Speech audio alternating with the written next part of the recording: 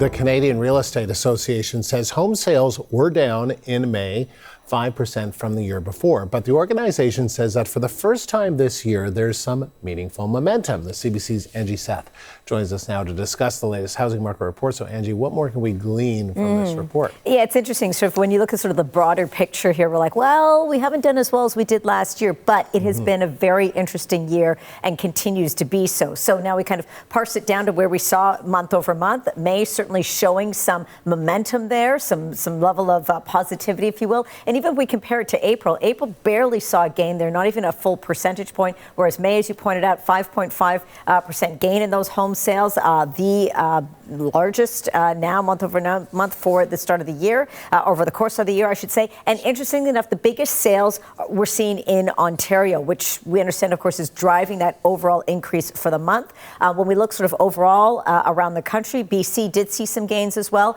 around 2%. The rest of the country, not so much. So we're really sort of seeing that drive, as I mentioned, coming from Ontario. But then when we look at the national front through all of this, the market, in fact, has been improving behind the scenes for quite some time, according to CREA, where price and demand actually seem to be aligning a bit, leading to more efficient market. Take a listen here. The number of days on market for those listings has been falling. So it means that buyers and sellers are finally seeing a little bit more eye to eye, I think, whether that's sellers that are pricing their homes more realistically to start off with, or buyers that are a little bit more eager today than they would have been maybe in January. But that's a good thing.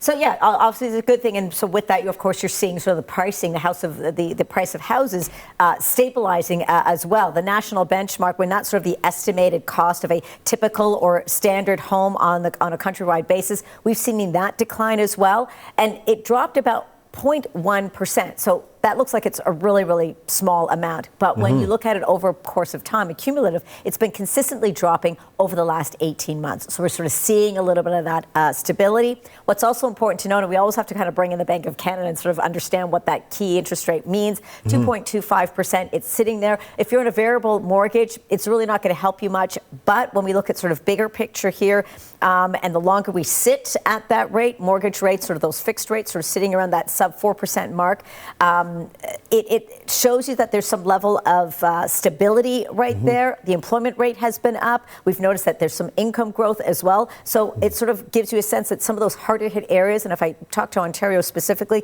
like the GTA, like Southern Ontario, and I'll bring in BC as well, we're sort of seeing them scrapping on the bottom there. So those prices have sort of hit the lowest they can hit, and they'll probably stay there, and then you kind of see a little bit of that momentum. So it is just the first month here, but they're still saying, you know what, it's still showing a level of positivity. So we'll see where it goes from here. Angie, thank you. CBC's Angie Seth.